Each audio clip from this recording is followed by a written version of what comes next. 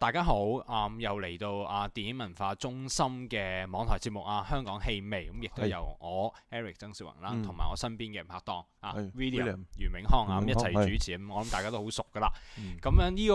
環境大家亦都好熟啦，咁我諗呢個大家都知啦，亦都係電影文化中心嘅會址啦。咁其實我都做翻少少宣傳先啦。其實我哋電影文化中心咧都年中都搞好多活動嘅，咁所以咧好多人都應該會有希望大家會再踴躍參加。其實我哋嚟緊都有一個比較大型嘅已經進行中嘅，就係呢個電影文化沙龍嘅我諗嘅第二 part 啦，即係我哋之前都搞過嘅，咁亦都好多邀請咗好多台前幕後，即係我哋話呢一個電影界台前幕後，同大家去做啲分享咁樣嘅。咁今年呢，其中一個比較嘅重要嘅主題就係講呢個所謂嘅新一代同舊一代個交替嘅。即係我諗呢一樣係好重要，因為我哋話其實特別呢幾年我哋見得到電影界，我哋之前同你喺網台分享過啦，即係好多新嘅導演或者新嘅幕後嘅班底出現，咁佢哋嘅加入咁對於電影界有冇造成一個衝擊呢？或者佢受到咩嘅前輩影響等等呢？咁其實亦都希望喺新一期嘅電影文化沙龍同大家分享。咁其實之前已經呢係有過應該係2次嘅活動咁樣，咁我見到反應都幾熱烈嘅。咁希望咧大家其實如果再留意翻我哋電影文化中心嗰個 Facebook 嘅專頁啦，或者個網頁嗰個 page 啊，所以呢啲都同要大家宣傳。咁所以有時偶爾都會喺翻呢個場地嗰度舉行，所以你會見到得到呢個好似好靚有啲書櫃，呢個當然唔係屋企啦嚇，亦都唔係 William 屋企啦，呢個就係電影文化中心嘅一個會址咁嘅地方。咁講到呢個人才嘅流動互相影響咧，咁我哋其實之前我哋都延續翻之前嘅話題，就話電視方面點樣影響電影，其中一個好重要就係個人才流動，即係我諗台前又好，幕後又好，其實由電視開始有出現咗之後咧，其實互相流動，其實個關係有趣嘅。最初應該係電影人就入電視台，粵語片一班嘅明星，因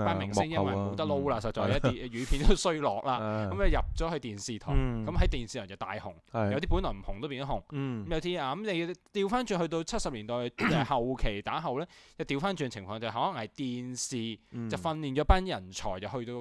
引進入去電影，入翻去電影係啦。咁最矚目嘅當然係呢個電影新浪潮啦，咁一班咁嘅編導啦，咁亦都後期亦都有我哋上一集講到嘅Miss Hong Kong 港姐，或者亞姐當然都係啦嚇，呢個飛藝訓班啊，咁仲有藝訓班等等啦。咁我哋今集咧亦都集中喺80年代，其實都仲有好多未講完啦。咁我諗咧其中一個咧比較上重要啲嘅1-2個幕後人物啦，我哋話又叫幕後嘅重要人物都要睇嘅。一個咧我諗William咧有啲心得，就想講呢個吳思遠大哥，係啦，佢都幾中意，因為佢都幾中意揾呢一啲電視嘅幕後幕前嘅人咧，就即係拍嗰啲電影咧，即係試下，因為新人咧，即係有時可能真係容易啲 handle 咯，我覺得佢哋可能同埋即係可能佢嘅成本又冇咁高咁樣咯。咁我諗有冇咩例子同大家分享？我諗最係咯，我哋即係79年就有蝶變啦，第一個就係徐克大導演咧，係啦，當年就係蝶變地獄無門咁啊，揾到佢，因為佢哋欣賞佢金刀情俠啦，喺街市嘅係啦。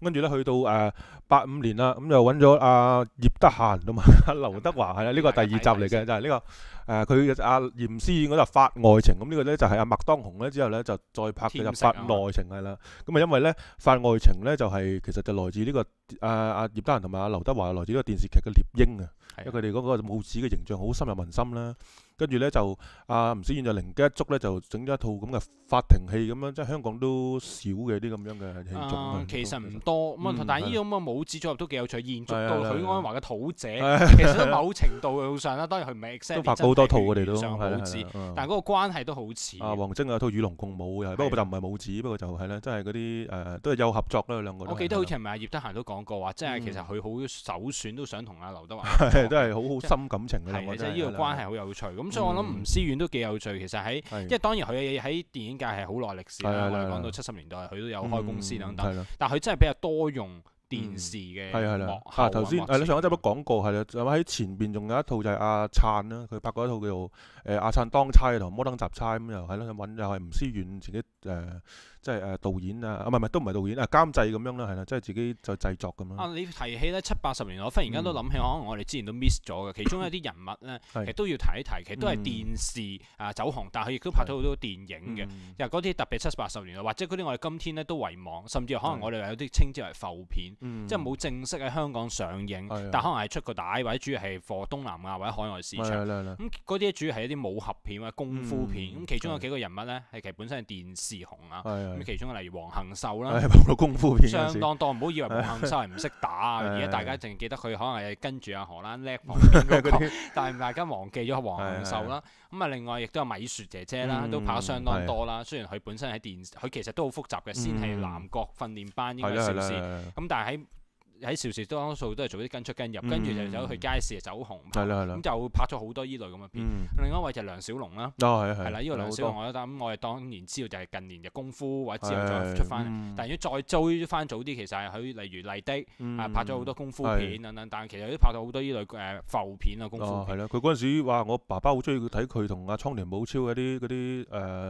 嗰啲咩啊咩臥虎藏龍啊，唔知咩嗰啲咁。其實相當多嘅。係啊，仲有陳星嚟，咁啊主角嘅陳星多數係。其實呢批浮片都好多人都做過咩咁啊，但係我哋會留意翻呢幾個本身都係電視嗰邊係紅咗，咁跟住又拍到好多呢類片。當然有黃元申啦，嗰啲都係我諗可能上一集之前都少提，但係呢啲都係因為可能喺電視入邊係紅，咁跟住佢個角色或者係某啲形象延續翻落去呢啲咁嘅電影。但係呢啲電影今天呢都唔易揾嘅，因為好多根本上都可能連 VCD 冇出。唔好講 DVD，就可能出過一啲例如錄影帶啊，啲外埠錄影帶可能德文或者英文咁啊。但係我諗呢啲人可能去到外國，好多外國人都好認識，識佢哋，因為即係實在拍咗好多，咁可能佢哋認識我哋香港電影其中一個重要嘅渠道。如果跳翻頭先吳思遠去到後期咧，直情又揾阿周星馳同阿萬達佢哋有一套就係破盡呢個香港嘅4000萬票房紀錄嘅賭聖啦，又係阿吳思遠，即係其實真係枕住佢揾一啲咁樣嘅電視人咧，就即係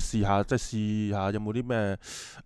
以小博大咁樣咯，跟住真係都幾次都俾佢撞中。咁甚至乎咁講，亦都唔可以唔提到，仲有一套嘅就係呢個《紅樓春上春》揾哥哥。咁你如果大家當年阿哥哥都收於再睇呢件事咧，但係都必須要承認啊，呢哥哥本來都係麗的嗰邊參加呢個歌唱比賽入行啦。咁但係最初都係麗的，佢嘅第一套戲就獻咗俾呢套啊，我哋話都係艷情片啊，呢個《紅樓春上春》等等都係吳思遠嘅。咁所以都相當多㗎。呢個吳思遠都一個產量啊，無論係幕後嗰方面。咁另外一個我諗一定要提嘅係話呢個我諗係無線啊，特別係無線係好有代表性一個編導或者監製。我諗呢個一定要提嘅，我哋講緊邊個咧就係金生。金生係金國亮啊！呢個好重要啦。咁金國亮嘅重要性咧，我諗如果大家一留意到我哋香港電視史，特別係70、80年代，就一定呢一個係一個好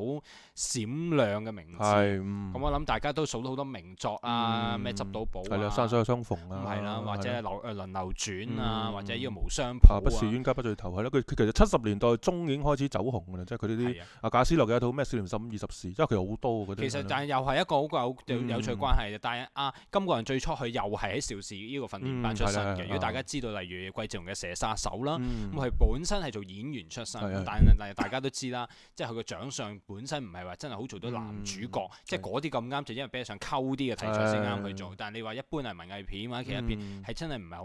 適合。咁所以變喺呢個情況之下咧，佢輾轉就入咗電視台。但係佢最紅反而喺電視台，最皇后。當佢亦都喺佢啲劇入邊，亦都出現翻啲就自己做翻有時可能做細佬，有時可能做某啲角色都會出現翻。咁我諗大家話都好多名作近年，即係無論我諗 TVB 無論出翻碟又好，或者佢嗰個網上或者嗰啲咩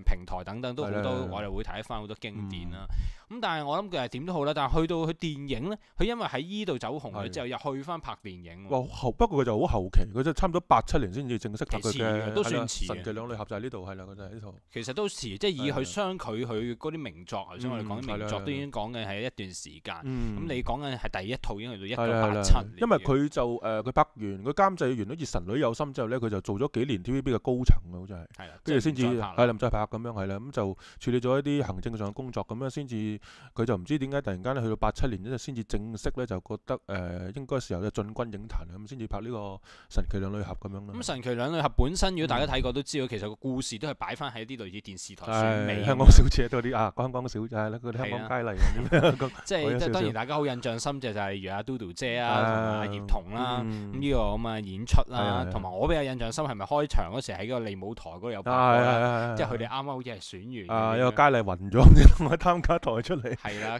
跟住又有牽涉好多秘聞，嗰時好流行啦，即係選完港姐好多嗰啲醜聞啊，好多傳出邊個可能有啲咩消息啊咁。即係嗰啲阿葉童嗰啲公司嘅同事攞住嗰啲週刊咁啊，喂，你係咪知唔知係咪嗰個唔知幾號係咪即係整個容啫？咁佢哋好多呢啲咁樣嘅呢啲新聞咁嘛。咁當然亦都即係有好笑嘅就係阿嘟嘟姐啦。我諗嗰種淋漓盡致嗰種喜劇嘅演出，即係嗰啲咁嘅好似傻大姐啊。即係我諗呢套係佢其中我覺得幾可惜嘅，即係嘟嘟係冇再拍戲啦。即係我諗呢一個，我諗大家如果作為即係睇住港產片成長嘅觀眾咧，即係有啲可惜，因為佢嗰個喜劇個喜感，我覺得係好強。係一直都好強嘅。即係哪怕去到後期，佢喺TVB 拍呢個男親女愛，我哋都見得到嘅，都好犀利嘅。即係嗰樣咁，當然你睇到嗰種佢扮到好似傻更更啊，有啲利智型咁樣，即係佢又扮啲好嘅身材啊，係啦，又好似好大波啊，呢個係感覺係好有趣。咁當然佢同阿葉童嗰個嘅夾嘅情況啦。咁後期又見到好似咪黃敏德，係啦。其實嗰個戲軌就係來自佢嘅電視劇《山水有相逢》嘅，有少少係。咁跟住再加呢個港姐呢個題材咁樣啦，係啦，就玩咗一樣新嘅嘢出嚟。係啊，咁所以你諗翻轉港姐題材，其實都係唔好話講神奇兩女俠啦。好似你頭先講到係咪話呢個阿晶哥係咪而家你而家啱啱擺旁邊？嗰個就直情成個講電視台啦，嗰套直情就《精裝追女之二》。咁呢個係其實幾特別嘅呢套戲就，咁就佢就係成套戲咧就影射呢個無線亞視啊，都相當好笑喺鬥爭。咁啊最記得就係阿盧海鵬做嗰個老周就係玩呢個邱德根啦，咁樣係啦。咁入邊因為其實你講翻呢套戲咧，真係都係幾反映到我哋嗰陣時香港嗰個電視嗰個文化真係好犀利嘅，因為咧佢入邊咧即係講咗好多一啲一件事嗰啲趣嗰啲咩咧，即係內幕啊咁樣啦，即係好似又講翻天蠶變咁，不過又講唔係，佢又唔講明係天蠶神功啊，咩烏龜公啊，唔知咩，咩樣都變埋咁，知咩？突然間即係講阿劉德華喺入邊咧就做一個 PA 嘅，咁其實就唔知點解，咁就喺呢個影射亞視嘅呢個老州電視啦咁做，咁又唔知咩唔知即係幾千蚊一個月咁樣，跟住咧就喺度咁啊搞到一大鑊，咁就又有一個發達台咁，即係咧。黃晶自己做翻一個類似劉天賜咁樣嘅西門慶總監啊，咁樣又唔知成日喺度玩女明星啊，跟住又同呢個阿 Sir 即係許英秀做嘅阿 Sir 咧，就係呢個邵逸夫咧，咁樣就打下氣功啊，咁樣係咯，即係玩好多咁嘅嘢，因為入邊又講下啲咩楚留香啊，咁即係佢哋唔知。拍阿無線又好嬲啊嘛，唔知拍一套咩風流拍到楚天香，跟住佢哋又叫阿曾志偉拍到個楚肥香咁，即係其實因為嗰陣時真係有一個咁嘅事，就係TVB 拍楚留香咁，跟住隔離咧就揾到係咪阿潘志文係做一個俠盜風流係俠盜風流，因為牽涉個版權問題，係啦，因為嗰時兩個爭啊嘛，咁佢唯有因為佢出呢個楚留香嘅古龍小説啦，咁呢個亞視咧就即係呢個麗的係咪？麗的嘅，咁佢咧亦都唔好即係用翻呢個名，即係俾人話到。即係抄啫，於是嚟講就改晒啲名嘅，即係成個嗰啲小説啊，嗰啲人物名完全改晒，咁所以就叫俠盜風流咁啊，唔知阿乜，但係其實 exactly 又係嗰個古仔照拍一次咁樣。其實好多啊，入邊又有咩 TVB 鬧鬼啊，真係玩啊，跟住又有啲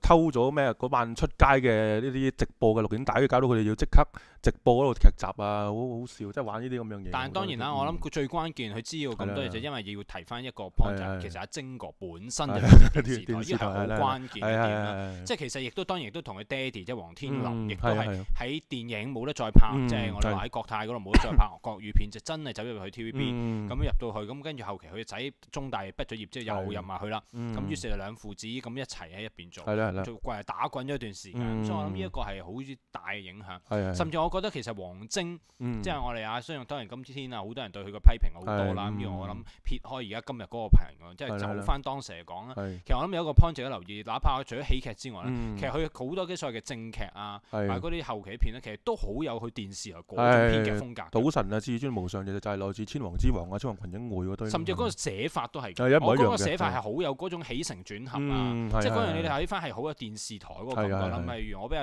印象深嘅新歌傳奇，個上下兩集，如果大家有印象深嘅呢個90年代個鋪排啊，嗰種咁嘅人物設定，一啲中間分明啊，啲高潮位啊等等，其實都好電視劇。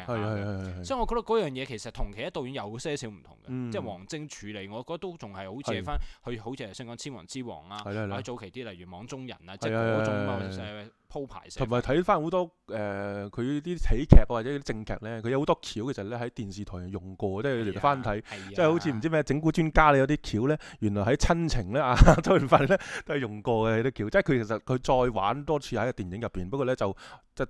等啲觀眾都係當啲觀眾唔記得啦，咁甚至乎《賭城風雲》佢而家最新嗰套啊，即係阿周潤發嗰啲咁嘅演技，你都覺得熟口熟面，係咪好似喺電視台？麥穗輝嗰啲根本就係嗰啲嘢，所以唔好話講話你講頭先嗰套更加近期嘅都係嗰類嘅。係啦。即係其實佢個風格係好似嗰樣嘢，所以你會睇得到佢有個痕跡喺入邊嘅。咁當然嘅互相影響啦，佢自己去到90年代尾都入翻去，即係亞視去部頭式拍嗰幾套，都係嗰類嘢嚟㗎嘛，咩縱橫四海啊，即係其實你又係見到搬來搬去嘅，即係電視嗰時佢學嘅嘢搬咗落電影，到後期到90年代又搬翻嗰啲嘢，其實係好類近嗰樣形式。咁我《天王之王》因為阿杜 Sir 佢都拍過一套叫做《至尊無上二》嘅《永霸天下》，我幾中意套戲嘅。咁其實咧佢嗰個有啲又亦都好似佢當年電視啊，因為杜 Sir 都其中一個編導，即係《天王之王》入邊咧，咁佢有都好受影響，因為佢入邊咧阿劉德華咧又係盲咗，因為咧喺呢個《天王之王》入邊啦，羅四海後邊又係講佢盲咗啊，跟住卓一福唔知俾人挑咗，梁群咧就俾人挑咗個手筋啊，跟住王傑同埋劉德華咧喺最尾又係差唔多咁樣，即係有一個冇個手啊，一個又俾人整盲咗咁樣，真係有少少似。因為我覺得嗰啲咁嘅刻畫啊、描寫或者係嗰個劇情嘅鋪排咧，呢啲反而唔係好明顯，但你只要睇得多，我哋話特別係80年代或者再早期少少嘅佢哋編導嘅劇咧、劇集咧，其實你睇到個痕跡啊。呢樣嘢佢唔係話好明確話俾你聽啊，我喺邊度嚟邊度嚟，但你見到嗰啲痕跡喺晒度，可以揾得到。咁當然啦，回頭講翻我哋嘅金國亮，其實未講完啦。金國亮頭先我哋講神奇兩女後知其一，但係之後都拍咗幾套啦。不如我俾人印象深刻嚟繼續跳舞。繼續跳舞繼續跳舞啦。其實咧，繼續跳舞呢套咧，其實都有啲幾怪雞嘅感覺嘅，因為好似又講咗兩個相似，即係要兩姊妹，即係繆騫人做，亦都繆騫人好少做到咁狂放嘅，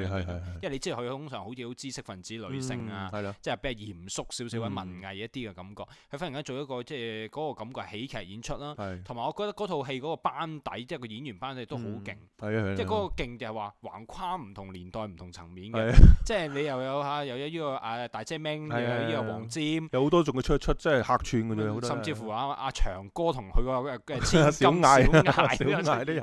呢個我諗真係都好難得一見父女都同一套戲出現啦。咁當然仲有好似咪林憶蓮啊、阿馮淬帆啊、秦祥林，或者好犀利，好多呢套片同埋嗰個配搭都有趣嘅。咁所以我覺得呢套係都幾值得去揾翻嚟睇。呢套好似佢主要係德寶，好似係啦，同埋好似係余爭係唔知間。同阿梁普智合導嘅，不過我唔知佢點樣分佢哋。但係你會覺得嗱個劇本係有啲古靈精怪。當然你諗翻啦，其實阿金國亮早期都有孖生姊妹。應該脫胎自嗰套戲嗰套劇嘅。當然啦，無線嗰時就係阿汪阿姐做啦。咁呢個就變咗另一個，即係又係好有喜劇感嘅一個感覺。咁所以我覺得例如呢個繼續跳舞咧，係有啲怪怪地，但係你又覺得嗰種怪法又其實係幾唔主流嘅，即係幾唔係我哋見開港產喜劇嗰種怪法，係有別樹一幟嘅。我覺得呢套其實都係值得係重新去再去探討。即係我記得我係睇過一次，我嘅印象我就一般啦。但係我嗰時候覺得怪怪地嘅，即係睇開港產片係新藝城式，好有節奏感，即係計晒數嗰啲幾個分鐘令你笑一笑，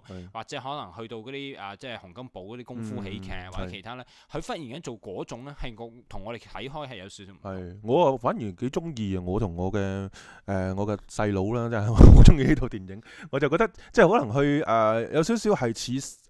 外國喜劇嗰種啦，即係有啲似係。我覺得係嘅，所以我覺得我係要翻睇，我都唔係好肯定我第一次嘅印象，因為可能我睇開港產嗰種咧，即係一係忽然間嚟個咁嘅啦，我都呆咗咁樣，一係真係唔係幾似咁你個感覺。咁當然之後佢都仲有拍過一兩套嘅，我記得係咪？但係就已經去到90年代或者之後。係啊，90年好後期啦，跟住去到係咪四面夏娃？四面夏娃係90年代啦，吳君如嗰套啦。同埋我諗亦都值得提嘅，就係佢去到80年代、90年代左右，佢都偶爾有少幕前嘅係好多都有嘅，即係我愛太空人比較印象深一啲嘅，即係呢一個同阿舔樓啊，同阿曾志偉都係同繆騫人有做過有時客串下啦咁樣係咯。咁但係當然喺後期亦都做高層啦，電台高層又有，或者嗰啲係咪衛視定係點樣都等等啦，輾轉好多。咁去到近年又喺翻呢個電影界嘅執導啦，當然啦，大家睇得到個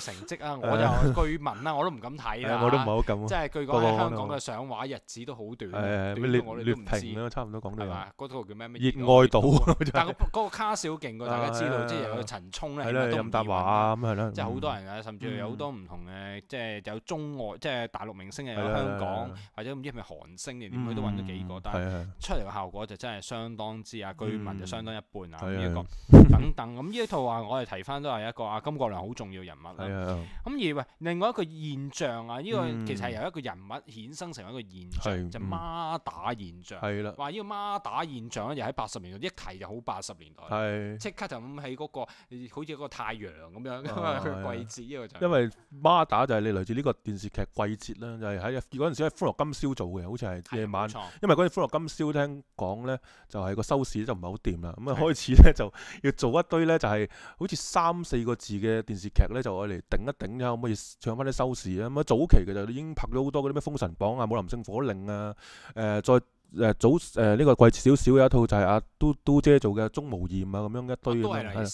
係攝嘅，係喺嗰度，仲有啲咩觀世音寶蓮燈，好鬼多呢啲，古裝民間傳奇嘅，玩呢啲咁啊。咁所以變咗孖打就變咗時裝。時裝係啦，咁啊反而就有啲耳目一新啦，咁樣跟住就係啦，仲要好似再揾翻阿大碧姐咁樣，真係。做翻，好似話之前本來仲想揾阿鳳凰女做呢個角色嘅。但係咧，我希望我唔知我有冇記錯，我記得嗰時孖打初好似都冇咁犀利嘅，即係唔係話諗住做咁長，係後期真係好似好正，就越搞越長，就搞到後期又出個咩金裝季節啊，跟住好多人客串啊，都車阿萬梓良啊、梁朝偉啊，又去客串，好多人客串。我記得初就唔係咁長嘅，就好簡單，就係阿大碧佢個老公就朱瑞堂，跟住其他就大啲細啲啊，咁幾個咁啊，後期先越搞越多人物出嚟，甚至我諗伊雷翻山都係靠呢個拉叔，呢個一定要提啦。同阿盧婉欣三姑姐係啦，呢個一定要提啦，因為伊雷其實有一段時間係沉寂，沉寂好耐。即係80年代初拍咗少少喜劇之後，好快沉咗，就係憑住季節嘅拉松，忽然間就飆。有翻啲電影拍添，又跟住又繼續啦。咁當然其實仲有幾個重要嘅角色啦，即係咪顏國良啊，大啲啊，或者呢一個大姐明啊等等嘅角色啦，其實都印象好深。咁而最有趣就係其實大碧姐當然啦，佢其實同好多粵片明星一樣，佢喺其實大約我諗粵片式微，佢真係主力都係喺個電視台70年代、80年代頭，即係我諗佢走勻3間㗎啦，無線又去過拍過啦，呢個佳視又拍過，例如《名流情史》啦，跟住呢一個麗的佢又拍過啦，呢個變色龍啦等等。咁但係咧佢輾轉咧，其實都有一段時間都唔係話即係浮浮沉沉，唔係話好深印象，可能深都係一套半套嚟家變，可能某一啲家變驚懷春夢啦。咁但係忽然間哇！孖打就唔簡單，因為其實呢套係差唔多最印象深入嘅就係孖打係啦。咁而話佢嗰種好似話一個女人即係撐住頭家啊，即係當然其實我覺得咧，去到後期我哋喺無線，例如後期嘅咩真情啊、溏心風暴啊，其實好有嗰個痕跡嘅，即係思琪姐其實扮翻佢嗰個感覺，縮短咗冇咁長咁解。係啦，但係咁當然季節越搞越長，長到真係好慢咁有一集咁樣樣啦。咁呢個孖打形象就犀利在話後期就去到電影係啦，又多翻電影拍喎，大碧姐真係犀利。即係呢樣真係相當離奇嘅，即係大碧姐晚年嘅，忽然間有幾套戲，仲係玩翻孖打都係唔易啦。有一套呢度真係咧。犀利揾翻仲有阿肥姐同阿彪叔就喺度南北孖打，直情就真係攞孖打嚟做呢個。同埋呢個其實亦都食翻少少南北和 feel 嘅，即係我哋講緊呢個國籍呢一個唔同嘅，即係南方同埋呢一個外省婆咁嘅關。咁其實我諗阿肥姐係玩翻少少類似上海婆啊，嗰種啦，係。所以我覺得嗰個南北孖打，即係呢一個咁嘅呢一樣嘢，我覺得真係本身都好有趣啦。咁甚至係阿大碧姐後期都真係拍咗幾套電影，即係呢套啦，即係呢套好明顯玩翻孖打嗰種，但後期例如我哋比較印象深啲，例如安樂戰場，皇家女將嗰直情好似做翻佘太君現代嘅佘太君咁。皇家女將哇，嗰種即係話成班女啊，咁啊跟住就含淚知道個仔啊真係死咗，但其實 exactly 就楊家將嘅時裝版嚟嘅咁樣。咁啊頭先我哋講安樂戰場啊，就係阿曾志偉套啦，佢哋菲律賓拍嘅做個團友，又係好似好勇咁樣，即係自我犧牲，犧牲揸嗰個車咁。咁所以呢啲位我覺得好有趣，即係去到佢晚年忽然間，即係走，即係好有啲走紅咁樣。呢個亦都係一個好特殊嘅現象，我諗唔太多見得到呢個咁嘅現象。咁頭先又講開又講，爭啲都扯得咗啦，就係話頭先講到嚟選美，都其實有一套都係玩選美嘅片。係就係阿王祖賢做過一套叫做《香港小姐寫真》咯，直情都講即係點咧？係咪好似我就冇正式睇過成套，好似講阿鄧光榮，好似係一個有錢佬嚟嘅，跟住好似包起咗王祖賢啊咁有少少，即係講阿王祖賢呢個港姐冠軍啊咁樣嘅。其實都係一啲揭秘式嘅，揭秘式好多。因為我諗呢個亦都好似頭先陳其亮啊，係每一次即係去到選完美之後都好多嗰啲內幕啊、秘聞啊，邊個包養邊個啊。最記得嗰啲明報週刊嗰啲話，直情真係即係幾廿個佳麗嗰啲相啊登晒落去啊。因為嗰時好多噶嘛，明州啊、咩清秀啊，同埋如果你仲記得有一套咧，嗰套當然同電視員無關，就係呢個胭脂扣。如果你仲記得有一幕就係話係咪話朱寶意定咩？跟住打電話，跟住我哋要落去嗰度陪住嗰班港姐選完有啲咩秘聞爆啊咁。好多嘅嗰啲神探朱古力啊，梅艷芳做嗰個警花又係話佢選緊港姐啊，唔好咩你咩即係叫許冠文，喂你冇整到佢有咩損傷啊？即係阿喬宏佢嗰個上司啊，因為選唔到美國關你事問啊，咁真係好。係啊，所以你會覺得其實係好多咯，即係我覺得嗰個關於港姐選美或者頭先我哋講孖打呢啲咁嘅現象，其實即係互相影響翻落去嗰個電影落去，係一個我諗一個話你而家講下呢度都係仲係集中緊80年代，咁跟住我哋話90年代之後點，或者80年代末打後係點樣嘅形勢，我諗留翻下一集再同大家講啊，講咗咁多先，拜拜。